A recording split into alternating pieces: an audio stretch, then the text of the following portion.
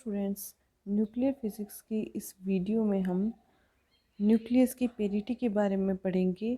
साथ ही हम न्यूक्लियस प्रचक्रण के बारे में भी जानेंगे। तो स्टार्ट करते हैं। समता या पेरिटी। क्वांटम यांत्रिकी में किसी निकाय में गतिशील कण की अवस्था को एक तरंग फलन के द्वारा वर्णित किया जाता है। यदि निकाय के किसी बिंदु के निर्देशांक XYZ हो तो निकाय के अंतर्गत गतिशील कण का अवस्था फलन या तरंग फलन साई XYZ होता है, XYZ का फलन होता है। गतिशील कण की पेरिटी निर्देशांकों को प्रतिलोमित अर्थात इन्वर्स करने पर तरंग फलन के व्यवहार को व्यक्त करती है। अर्थात x को -x कर दें, y को -y, z को -z करने पर यदि तरंग फलन साई -x -y -z का मान एक समान बना रहता है अथवा -1 से गुणित हो जाता है तो इस प्रकार का रूपांतरण पेरिटी रूपांतरण या समता रूपांतरण कहलाता है। पेरिटी दो तरह की है, सम पेरिटी और विषम पेरिटी, ओड और इवन पेरिटी।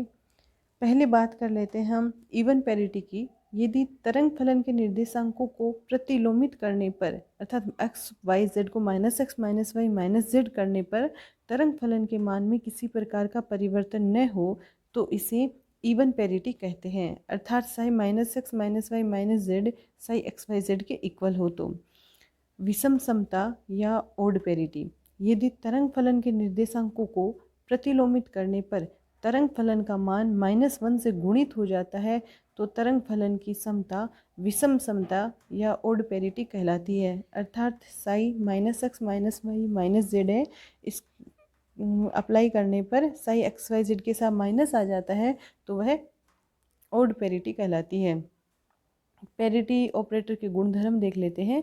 यदि किसी तरंग फलन हेतु पेरिटी रूपांतरण के लिए समता संकारक UP से डिनोट करें तो UP स्क्वायर होता है 1।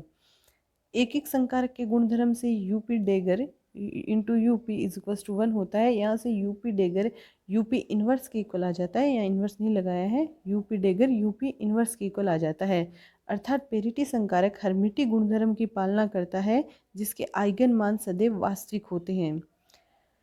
यदि क्वांटम यांत्रिकी के एक निकाय की किसी स्थायी अवस्था के संगत तरंग फलन साई आर हो तो अभिलाक्षणिक मान समीकरण या आइगन मान समीकरण UP psi R is equals to होता है P साई आर। यहाँ P पेरिटी आइगन मान होता है। UP psi R is equals to P psi R है। इसे दोनों साइड में हम UP से इस फिर एक को एक बार और ऑपरेट कर देते हैं तो आ जाता है UP psi R is equals to UP P psi R. तो यहाँ से आ जाता है UP square psi R is equals to P into P constant है, बाहर आ जाएगा P into UP psi R. यहाँ से UP साई आर फिर से P साई आर हो जाएगा और UP स्क्वायर साई आर हमारे पास आ जाता है P स्क्वायर साई आर। तो यहाँ से UP square is equals to P square हो जाएगा और P square is equals to 1 हो जाएगा तो P हो जाएगा +-1। P +1 है तो इवन पेरिटी कहलाता है, P -1 है तो ओड पेरिटी कहलाता है। अर्थात पेरिटी संकारक के आइगन मान +-1 होते हैं।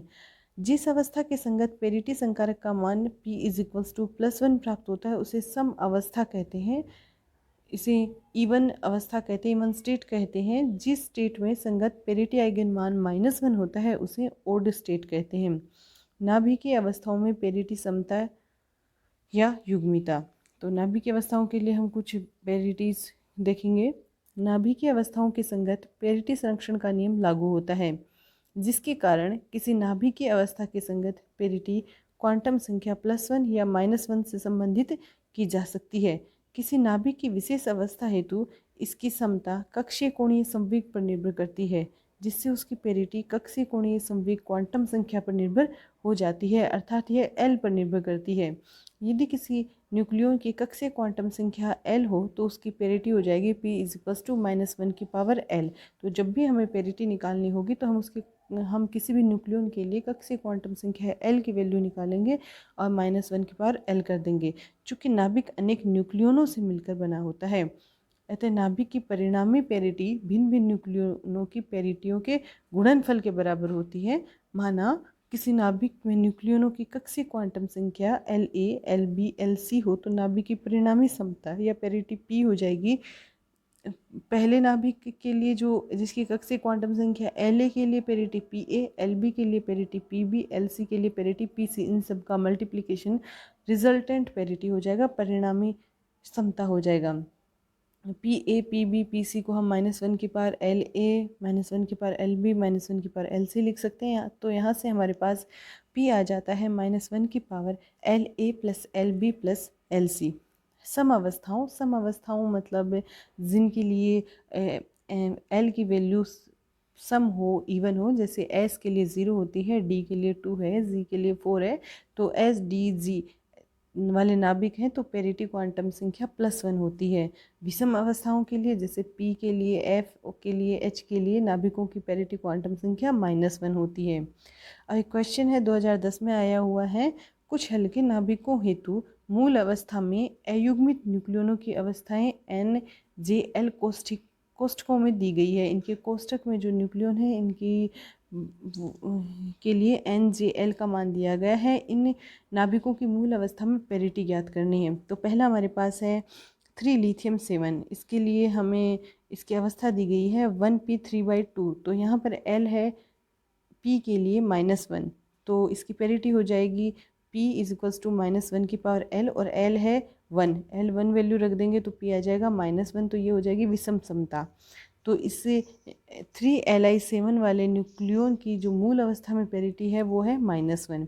ऐसे ही हमारा सेकंड दिया हुआ है 7N15, नाइट्रोजन के लिए है, इसके लिए हमें इसकी अवस्था दी गई है 1p1/2। तो यहाँ भी P है तो यहाँ भी L की वैल्यू हो जाएगी 1, और हमारे पास पेरिटी कितनी आ जाएगी, सेम वही जो अभी हमारे पास आई थी, L = 1 रखने पर पेरिटी आ जाएगी -1। इसे भी हम ओड पेरिटी कहेंगे।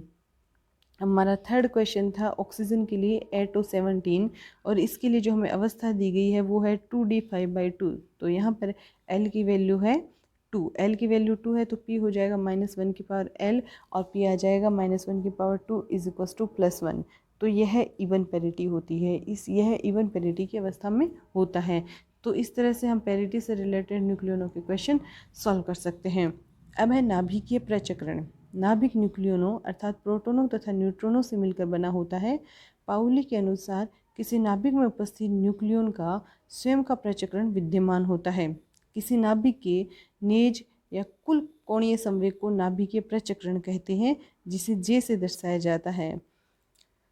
नाभिकीय प्रचक्रण के कारण ये जो J है वो नेज ना होकर के कुल कोणीय संवेग है, तो इसे नाभिकीय प्रचक्रण कहते हैं। नाभिकीय प्रचक्रण के कारण उत्पन्न नाभिकीय चुंबकीय आघूर्ण μJ वेक्टर के विभिन्न ऊर्जा स्तरों से अन्योन्य क्रिया के फलस्वरूप हम स्पेक्ट्रम की सूक्ष्म संरचना को वर्णित कर सकते हैं, उसकी व्याख्या कर सकते हैं। नाभिक का निज कोणीय संवेग अर्थात प्रचक्रण कक्षीय कोणीय संवेग तथा चक्रणीय कोणीय संवेग के योग के तुल्य होता है। तो निज कोणीय संवेग है वो प्रचक्रण कक्षीय कोणीय संवेग L वेक्टर तथा चक्रणीय कोणीय संवेग S वेक्टर के योग के तुल्य होता है, जहाँ प्रचक्रण का निरपेक्ष मान J वेक्टर होता है √JJ+1, L वेक्टर होता है √LL+1 H क्रॉस में, S वेक्टर होता है √SS+1 H क्रॉस। परंतु क्वांटम यांत्रिकी के अनुसार एक विशिष्ट दिशा Z के अनुदिश प्रचक्रण के कुछ विशिष्ट मान ही संभव होते हैं, अर्थात प्रचक्रण क्वांटीकृत होता है। JZ = MJ H क्रॉस, जहाँ MJ -J से +J तक कुल 2J+1 मान संभव होते हैं।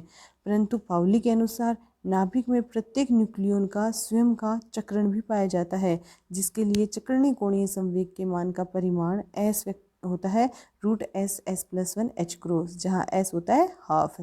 अतः प्रत्येक न्यूक्लियन की कक्षीय तथा चक्रणीय कोणीय संवेग की क्वांटम संख्या की अवधारणा से स्पष्ट है कि नाभिकीय प्रचक्रण पूर्णांकीय अथवा अर्धपूर्णांकीय मान संभव हो सकते हैं, मतलब हाफ वैल्यूज भी इनकी हो सकती हैं, पूर्णांक भी हो सकते हैं और अपूर्णांक भी, अर्धपूर्णांक भी हो सकते हैं। यदि द्रव्यमान संख्या सम हो तो Z भी सम होगा और N भी, ये विषम नहीं है, N भी सम होगा। तो Z और N दोनों सम होने पर द्रव्यमान संख्या क्या होगी, सम होगी। तो हमारे पास नाभिक के प्रचक्रण Z = आएगा 0।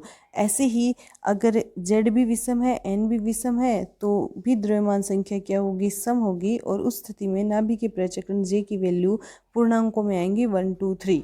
अब बात करते हैं द्रव्यमान, यदि द्रव्यमान संख्या विषम हो तो द्रव्यमान संख्या विषम होने की कंडीशन में 2 कंडीशन बनेंगी। इसमें या तो Z सम होगा, N विषम होगा, तो द्रव्यमान संख्या विषम होगी, या होगा Z विषम N सम तो भी द्रव्यमान संख्या विषम होगी। तो इन दोनों ही कंडीशन में J की वैल्यू अर्धपूर्णांक होती हैं, अर्थात 1/2, 3/2, 5/2 होती हैं।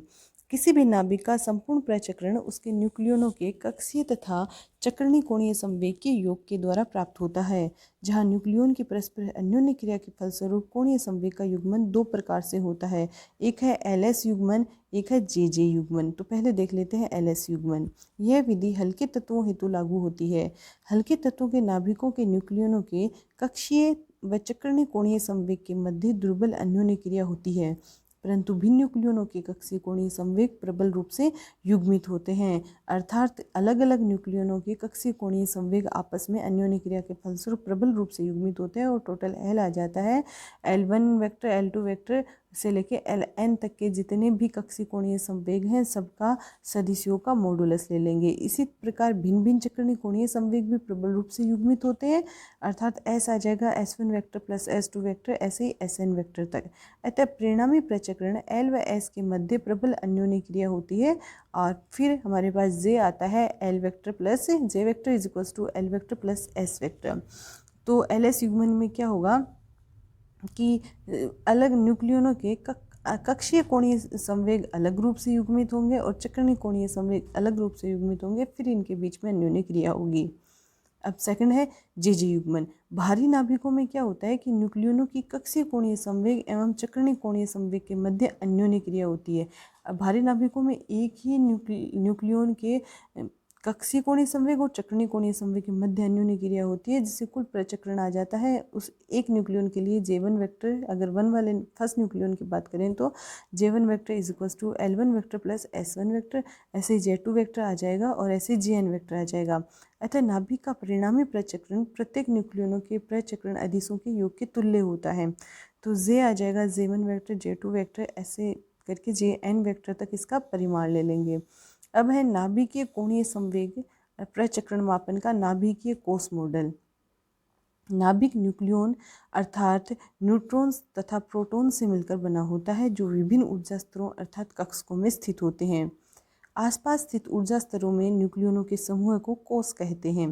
कोषों के भरने की प्रक्रिया पाउली के अपवर्जन नियम पर आधारित होती है, अपवर्जन नियम पर आधारित होती है। किसी विशेष न्यूक्लियन की क्वांटम संख्या Ni1 द्वारा दर्शाते हैं, जहां J कुल कोणीय संवेग क्वांटम संख्या अथवा प्रचक्रण क्वांटम संख्या है। कोणीय संवेग ज्ञात करने का यह मॉडल नाभिकीय कोष मॉडल कहलाता है, जिसके अनुसार ऊर्जा स्तर निम्न प्रकार होते हैं। इसमें विभिन्न ऊर्जा स्तर दिखाए गए हैं। अगर कोषों की बात करें तो फर्स्ट, सेकंड, थर्ड कोष हैं। अवस्था है L N J, यहाँ N की वैल्यू निकालेंगे, L और J लिखेंगे। कोष की अवस्था में कुल न्यूक्लियॉन्स अर्थात न्यूट्रॉन और प्रोटॉनों की संख्या, कोष तक भरे हुए कुल न्यूक्लियनों की संख्या भी देखेंगे। तो पहले कोष में है हमारे पास S अवस्था है, N is equals to S है, S के इसके लिए 1s 1/2 है। तो पहले कोष के लिए है 1s 1/2।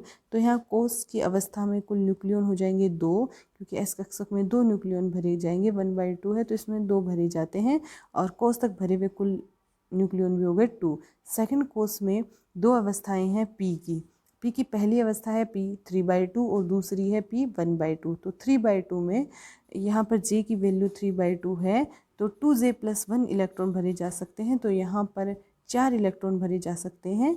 और 1P 1/2, तो यहाँ पर J की वैल्यू 1/2 है, और तो इलेक्ट्रॉन 2J + 1 अर्थात 2 इलेक्ट्रॉन भरे जा सकते हैं। तो कोष तक भरे हुए कुल न्यूक्लियन हो गए कितने, 6। इसमें कोष की अवस्था में न्यूक्लियन तो हो गए 6, और इस कोष तक भरे हुए 6 इसके और 2 पहले के हो गए, टोटल 8। अब तीसरे की बात करें, तीसरी कोष की, तो तीसरे कोष में जो अवस्था है वह 1D 5/2 है, उसके बाद 1S 1/2 है और 1D 3/2 है। तो 5/2 में 2J + 1 से 6 इलेक्ट्रॉन भरे जा सकते हैं। S 1/2 में 2J + 1 से, देखिए यहाँ पर इसका होगा 2J + 1 इलेक्ट्रॉन भरे जाते हैं। J की वैल्यू है 1/2, तो 2 1/2 + 1, तो यहाँ पर 2 इलेक्ट्रॉन भरे जा सकते हैं।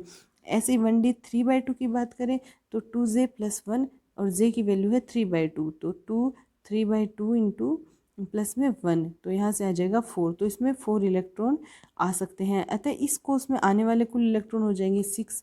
2 और 4 कितने 12। लेकिन पहले से इस कोस से पहले तक के कोस में 8 इलेक्ट्रॉन भरे जा चुके हैं, अब 12 इलेक्ट्रॉन हैं तो टोटल कितने हो जाएंगे 8 + 12 18। ऐसे ही फोर्थ में देख सकते हैं। तो इस तरह से विभिन्न कोषों की अवस्थाओं में कुल न्यूक्लियनों की संख्या और उस कोष तक भरे हुए न्यूक्लियनों की संख्या को देखा जा सकता है। तो ये है कोस मॉडल, नाभिकीय कोणीय संवेग मापन का कोस मॉडल है। तो इस मॉडल को इस तरह से दिखाया जा सकता है ऊर्जा स्तर में कि इसमें आप देख पा रहे हैं पहले 1s 1/2 है, फिर 1p 1/2, 1p 3/2, 1d 5/2। तो ये इसके ऊर्जा स्तरों का क्रम है। अब इससे रिलेटेड कुछ न्यूमेरिकल प्रॉब्लम सॉल्व कर लेते हैं। यहाँ पर हमारी पहला न्यूमेरिकल है लिथियम 37 के हेतु नाभिकीय प्रचक्रण ज्ञात करना है। तो यहाँ पर Z है 3 और A है 7 है। तो A 7 है तो N की वैल्यू कितनी हो जाएगी A - Z 4। तो N = 4 के संगत अवस्था होगी 1p 3/2, क्योंकि इसमें 4 न्यूक्लियन भरे जाने हैं। तो 1p 3/2 होगी, जिसमें J है 3/2। ऑक्सीजन के लिए हम देखें 8 और 17 के लिए नाभिकीय प्रचक्रण हेतु तो Z की वैल्यू 8 है, A 17 है, तो N निकालेंगे 9। तो Z की वैल्यू 8 है, वह एक सम नंबर है। तो उसके अगर उस सम नंबर के लिए हमारे पास वैसे ही प्रचक्रण 0 होता है तो N = 8 के संगत अवस्था 5/2 होगी। तो J की वैल्यू आ जाएगी 5/2। और 16s33 के लिए नाभिकीय प्रचक्रण हेतु Z 16 है तो N आ जाता है 17। तो 16 के लिए Z प्रोटोनों के लिए प्रचक्रण Z कितना हो जाएगा 0, और हम निकालेंगे N = 17 के लिए। तो N = 17 के संगत अवस्था होगी 1d 3/2, जिससे J हमारे पास 3/2 आ जाता है।